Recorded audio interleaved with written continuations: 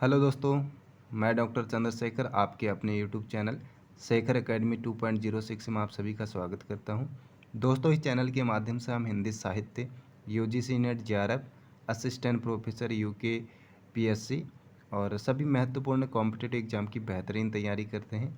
यदि आप चैनल पर नए हैं तो चैनल को सब्सक्राइब कर बेल आइकन ज़रूर प्रेस करें, जिससे कि आने वाली सभी महत्वपूर्ण वीडियोज़ की लिंक सबसे पहले आपको मिले।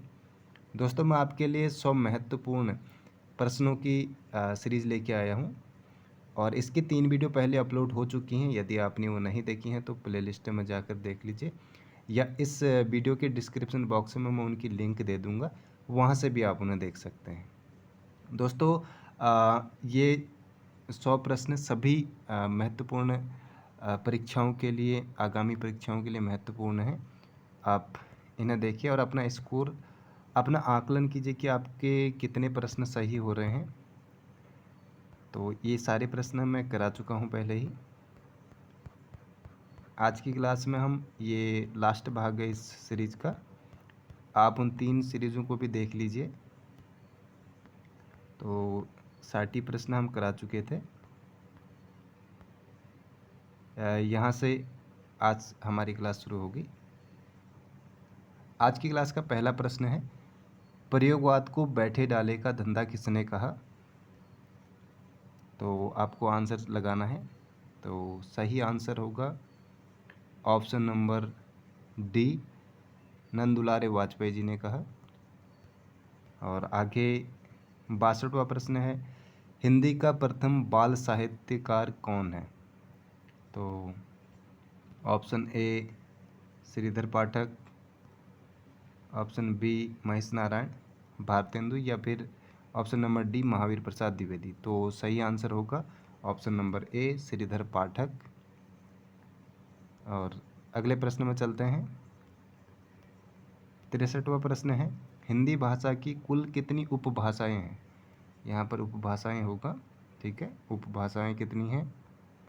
तो दोस्तों, इसकी 5 उपभाषाएं हैं।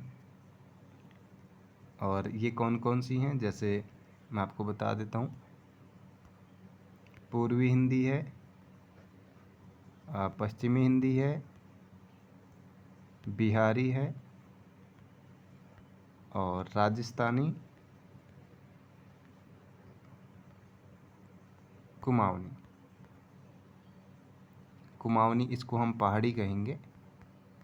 जो कुमाऊनी है पहाड़ी के अंतर्गत आती है।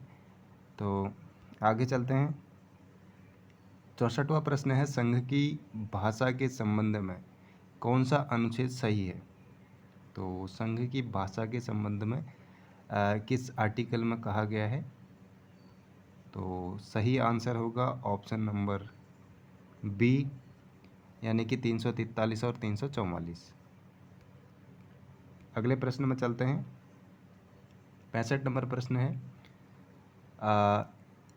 प्रथम हिंदी राजभाषा आयोग कब गठित हुआ? तो 7 जून 1955 को ये गठित हुआ। अगले प्रश्न में चलते हैं। प्रथम विश्व हिंदी सम्मेलन कब हुआ? तो ये हुआ था 1975 में। ऑप्शन नंबर डी सही होगा। ऑप्शन नंबर डी सही होगा। अगले प्रश्न पर चलते हैं। विधानमंडल में प्रयोग की जाने वाली भाषा का वर्णन किस अनुच्छेद में है? तो सही आंसर होगा 210। ऑप्शन नंबर डी सही होगा। अगले प्रश्न में चलते हैं। हिंदी का प्रथम व्याकरण ग्रंथ है। तो हिंदी का पहला व्याकरण ग्रंथ बताना है। तो कौन होगा?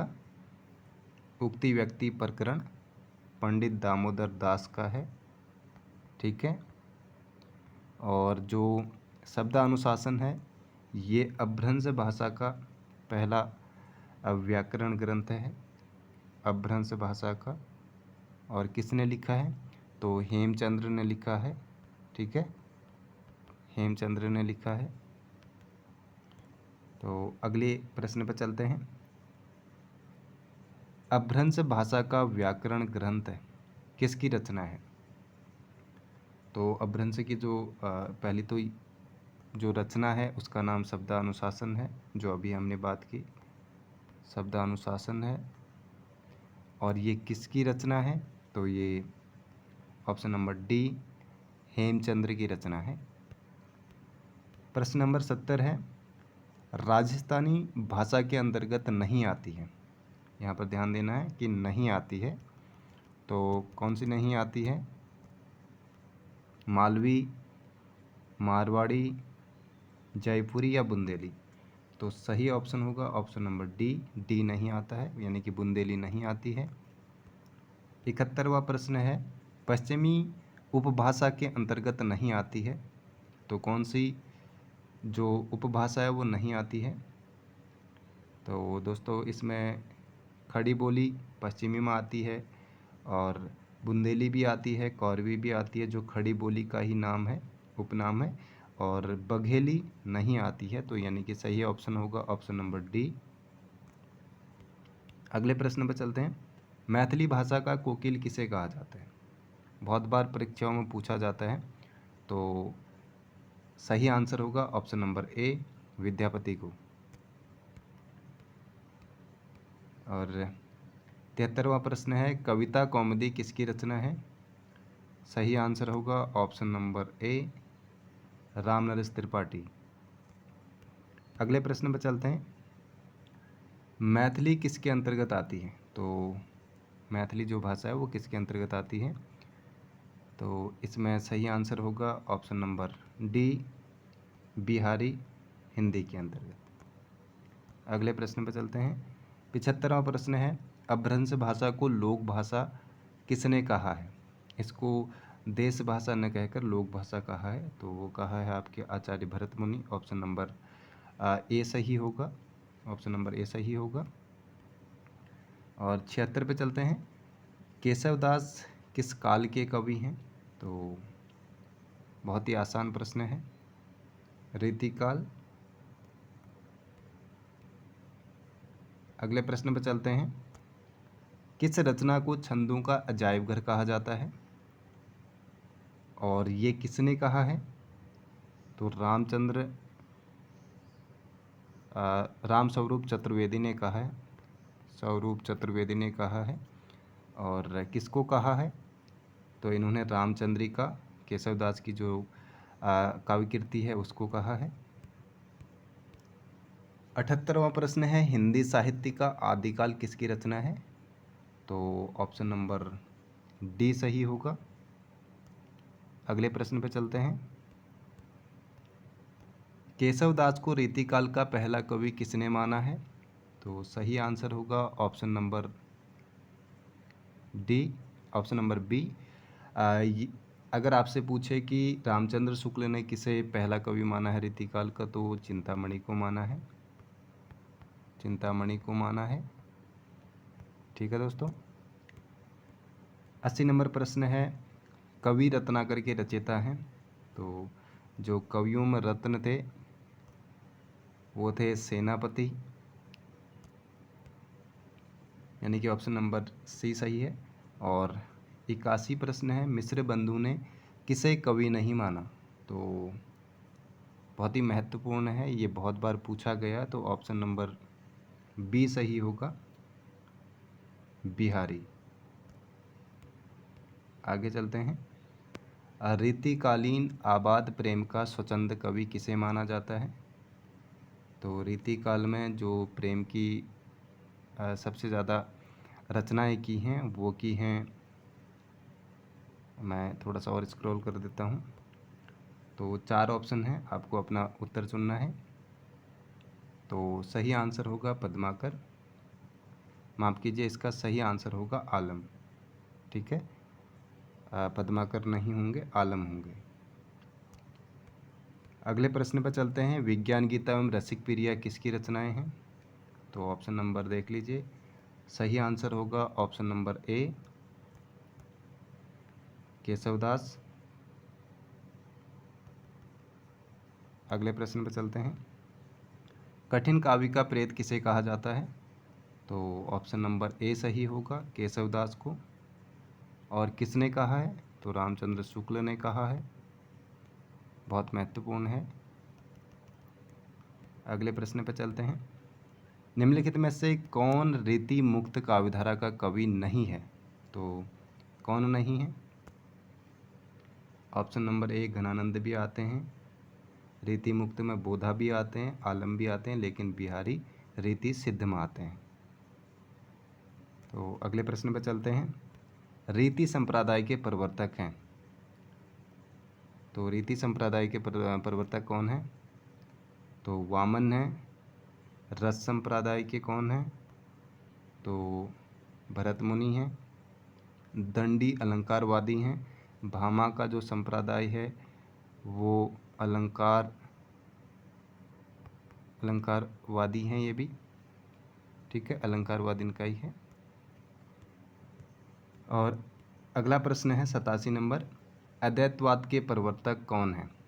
तो option number A Nimbarkacharya, option number B Shankaracharya, और ऑप्शन नंबर सी वल्लभाचार्य या माधवाचार्य। अद्वैतवाद, तो अद्वैतवाद किसका था? शंकराचार्य का था, क्योंकि शंकर महादेव ही सबसे पहले हैं, यानी कि आदि हैं। 88 नंबर प्रश्न है, वर्ण रत्नाकर किसकी रचना है? तो सही आंसर होगा ज्योतिषर ठाकुर की। आदिकाल का चंपू काव्य किसे माना जाता है? तो सही आंसर होगा ऑप्शन नंबर ए, ये किसका है? ज्योतिषर ठाकुर का, जो हमने अभी देखा। ठीक है। 90 प्रश्न है कि हिंदी का पहला अर्थशास्त्री ग्रंथ है। तो सही आंसर होगा ऑप्शन नंबर बी संपत्ति शास्त्र। किसका है? महावीर प्रसाद द्विवेदी का, जो द्विवेदी युग के कवि हैं। 1907 की ये रचना है। ठीक है दोस्तों। 91 प्रश्न में चलते हैं। सनकादि संप्रदाय किसका है? तो ये आपका निम्बार्काचार्य का है, यानी कि ऑप्शन नंबर ए सही होगा। ठीक है दोस्तों, ऑप्शन नंबर ए सही होगा। अगले प्रश्न पर चलते हैं। निम्न में से कौन मनोविश्लेषणवादी लेखक हैं? तो ऑप्शन नंबर सी सही होगा। मनोविश्लेषणवादी में आपके अज्ञेय भी आते हैं, और शेखर जोशी भी आते हैं, और जैनेन्द्र भी आते हैं। ठीक है, ये तीनों के नाम आप याद रख लीजिए, क्योंकि ये बहुत महत्वपूर्ण है। कलम का सिपाही किसकी रचना है? तो कलम का सिपाही ऑप्शन नंबर ए सही आंसर होगा, अमृत राय का। और ये क्या है? तो ये जीवनी है, और किसकी जीवनी है? प्रेमचंद्र की जीवनी है, और प्रेमचंद पे लिखी गई है। और एक जीवनी इन पर और लिखी है जो इनकी पत्नी थी शिवरानी देवी ने, वो क्या है? तो प्रेमचंद घर में, प्रेमचंद घर में। ठीक है। और कलम का मजदूर लिखा था, कलम का मजदूर, मजदूर किसने बोला था इनको? तो सही आंसर होगा ऑप्शन नंबर इसका, यानी कि कलम का जो सिपाही है, तो किसने बोला था? Option number D Madan Roy ने। इस प्रश्न का सही आंसर होगा ऑप्शन नंबर ए। अगले प्रश्न पर चलते हैं। 94 नंबर प्रश्न है कि निम्नलिखित में से किसका मूल नाम धनपत राय है? तो सही आंसर होगा ऑप्शन नंबर डी, ये त्रिलोचन वासुदेव का जो है उपनाम है। वैद्यनाथ नागार्जुन का है। ठीक है, नागार्जुन का जो उपनाम है वो वैद्यनाथ है। वासुदेव का जो है त्रिलोचन है। ठीक है। अगले प्रश्न पर चलते हैं। यशोधरा किसकी काव्य रचना है? तो बहुत ही सरल प्रश्न है। उम्मीद है आपने अपना उत्तर लगा लिया होगा। तो मैथिली शरण गुप्त की रचना है 1936, माफ़ कीजिए 1932 की है ये। 1936 में द्वापर आता है, 1936 में इनकी द्वापर आती है और 1931 में साकेत आती है। अगले प्रश्न पर चलते हैं। 96 नंबर प्रश्न है, आकाशदीप किसका कहानी संग्रह है? इसका प्रकाशन वर्ष 1928 है। तो ये किसका है? जयशंकर प्रसाद का है। 1912 में इनकी छाया आती है और छाया के बाद प्रतिध्वनि आती है 25 में। छाया की प्रतिध्वनि पड़ती है और उस प्रतिध्वनि में आकाश दिखाई देता है। उस आकाश में आंधी आती है। जो आंधी है वो हमेशा आकाश में आती है और आकाश में फिर क्योंकि वहाँ आंधी आती है तो वहाँ क्या है? इंद्रदेव है, यानी कि इंद्र का जाल है। इंद्रजाल इनकी जो अंतिम कहानी संग्रह है वो इंद्रजाल है। 97 नंबर प्रश्न है, अरे यायावर रहेगा याद किसका यात्रा वृत्तांत है? तो सही आंसर होगा ऑप्शन नंबर बी, सच्चिदानंद वात्सेन अज्ञेय। अच्छा, अज्ञेय नाम इनको किसने दिया था? तो अज्ञेय नाम दिया था जैनेंद्र ने। ठीक है दोस्तों, याद रखिए जैनेंद्र ने दिया था। और जो घुमक्कड़ शास्त्र हैं, घुमक्कड़ शास्त्र जिन्होंने सबसे ज़्यादा यात्रा वृत्तांत लिखे, जो सबसे ज़्यादा घूमे, तो वो हैं आपके राहुल सांकृत्य हैं। ठीक है, अगले प्रश्न पर चलते हैं। 98 नंबर प्रश्न है, वातायन किसका काव्य संग्रह है? तो वातायन आपके जैनेंद्र का काव्य संग्रह है। अगले प्रश्न पर चलते हैं, आग और राग का कवि किसे कहा जाता है? तो जो राष्ट्रीय धारा बही बीच में छायावाद के अंतिम और प्रगतिवाद के बीच में, उसमें आते हैं रामधारी सिंह दिनकर। तो इनको आग और राग का कवि कहा जाता है। इस सीरीज का अंतिम प्रश्न है, जो एक दलित आत्मकथा है, मेरी पत्नी और भेड़िया, ये किसकी रचना है? ये आपको बताना है। तो इसका सही उत्तर होगा option number B, Dharamvir Bharati. ठीक है दोस्तों, तो अगर आपसे पूछे कि पहली जो दलित आत्मकथा है, तो वो दलित आत्मकथा अपने अपने पिंजरे हैं 1995 की रचना है। तो दोस्तों, आशा है आपको ये वीडियो पसंद आया होगा। यदि आपको वीडियो पसंद आया है तो वीडियो को लाइक और शेयर कर चैनल को सब्सक्राइब ज़रूर करें। आपके सपोर्ट की बहुत आवश्यकता है और चैनल को सब्सक्राइब ज़रूर करें। यदि आपको इसकी PDF चाहिए होगी तो मैं आपको PDF टेलीग्राम के लिंक पर शेयर कर दूंगा। वहां से आप इसे डाउनलोड कर इसकी प्रिंट भी निकाल सकते हैं। तो डिस्क्रिप्शन बॉक्स में आपको टेलीग्राम का लिंक दे दूंगा, वहां से आप इसे डाउनलोड कर लीजिए। तो अगली क्लास आप किस टॉपिक पे चाहते हैं कमेंट करके ज़रूर बताइए। तो ठीक है, अगली क्लास में मिलते हैं।